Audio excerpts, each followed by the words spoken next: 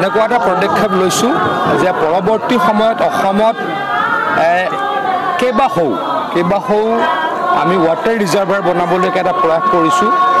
সেই ৱাটাৰ ৰিজাৰ্ভাৰটোত ব্ৰহ্মপুত্ৰ বা তাৰ উপনদীৰ পানীসমূহ আনি আমি সুমুৱাই ল'ম আৰু তেতিয়া হয়তো বানপানীৰ সময়ত পানী নদীত কমিব।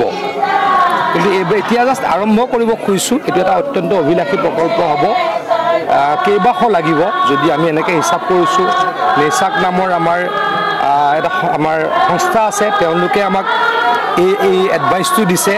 গতিকে আমি অসমৰ বিভিন্ন জেগাত এনেকুৱা ডাঙৰ পুখুৰী বা ৰিজাৰ্ভাৰ খান্দিবৰ জাগা বিচাৰি ফুৰিছোঁ আৰু কেন্দ্ৰীয় চৰকাৰ তাৰ কাৰণে আমাক ধনৰ আবণ্টন দিম বুলি প্ৰতিশ্ৰুতি দিছে। আৰু আমাৰ ডিপাৰ্টমেণ্টে কৈছে যে এই গৰ্জন বিলত আমি এটা প্ৰায় 2 স্কুৱেৰ কিলোমিটাৰৰ বৃহৎ ৱাটাৰ ৰিজাৰ্ভাৰ বনাব পাৰিম, য'লৈকে আমি পুঠিমাৰী নদীৰ পানী সোমোৱাই আনিব পাৰিম। গতিকে সেই জেগাখিনি চাবলৈ কেনেকুৱা কি হ'ব, জেগাখিনি চাবলৈকে মই আজি উপস্থিত হ'লোঁ।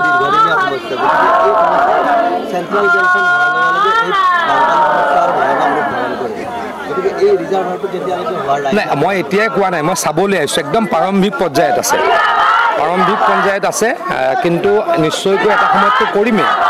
কিন্তু এই মুহূৰ্তত সঁচাটো কওঁ যে প্ৰাৰম্ভিক পৰ্যায়ত আছে। আমি কি কৰি আছোঁ তাৰ কাৰণে আমি প্ৰস্তুতি কৰি আছোঁ, বা হ'ব নহ'ব এইটো জেগাত টেকনিকেলি কি প্ৰব্লেম আছে সেইখিনি চাই আছোঁ আৰু সেইখিনি চাবলৈকে এটা মই উপস্থিত হৈছোঁ।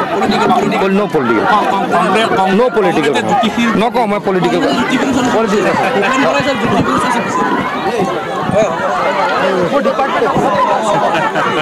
অতি শীঘ্ৰে আৰম্ভ কৰাব। সেই নিমিত্তে আমি যে ইয়াত অকণমান নাম প্ৰসংগ কৰি হৰিনাম আওৰাই অনুষ্ঠানটোৰ পবিত্ৰতা বৃদ্ধি কৰাৰ কাৰণে মাংগলিক অনুষ্ঠান কৰা হ'ল। লগতে আমি সন্মানীয় মন্ত্ৰী বিজয় জয়কী ডাঙৰীয়া যোৱাকালি আমি বাৰ্তালাপ হৈছিল।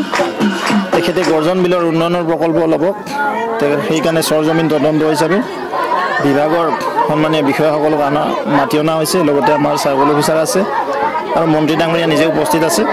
মই তেখেতসকলক ধন্যবাদ জনাইছোঁ, অসম চৰকাৰক ধন্যবাদ জনাইছোঁ, মাননীয় মুখ্যমন্ত্ৰী মহোদয়ক। লগতে সন্মানৰ ভাৰতবৰ্ষৰ গৃহমন্ত্ৰী অমিত শ্বাহ ডাঙৰীয়া MHA বুলি কয়, মিনিষ্ট্ৰী অফ হোম এফেয়াৰ্ছৰ পৰা কিছু ফাণ্ডিং ব্যৱস্থা কৰিব অসমৰ বানপানী সমস্যাৰ কিছু সমাধানৰ কাৰণে। কিছু লেক সদৃশ পুখুৰী সদৃশ ডাঙৰ পুখুৰী, বৃহৎ আকাৰৰ পুখুৰী সদৃশ বা ৱাটাৰ ৰিজাৰ্ভাৰ বনাই ব্ৰহ্মপুত্ৰ এণ্ড ইটছ ট্ৰিবিউটৰিজ যি উপনৈসমূহ আছে, উপনৈৰ পানী য'ত জমা হয় তাত বহল আকাৰত যেন পানী বহন ক্ষমতা ল'ব পাৰে। সেই নিমিত্তে অসম চৰকাৰৰ জলসম্পদ বিভাগে কিছু স্কিম ল'ব। সেই নিমিত্তে মন্ত্ৰী ডাঙৰীয়া ইয়াত উপস্থিত হোৱাৰ কাৰণে আমি তেখেতক শুভেচ্ছা জনাইছোঁ আৰু ওলগ জনাইছোঁ। আমাকতো জ্যোতিষী চাওক, ভাল কথা। জ্যোতিষীটো আৰু মই কৈছোঁ না, বৰষুণ দিব পাৰে নিদিব পাৰে, তেওঁ তেনেকৈ ক'ব। ভূপেন বৰাই কৈছে লিলিহঁতৰ বৈঠকত খনি লাগিছে, সেইকাৰণে জ্যোতিষীৰ ওচৰ চাপিছে, পশ্চিম দিশৰ সভাপতিৰ কথা কৈছে। গোটেই কংগ্ৰেছ দলতে খনি লাগিছে, লিলি হোটেলত নহয়, দলত লগা বুলি কওক।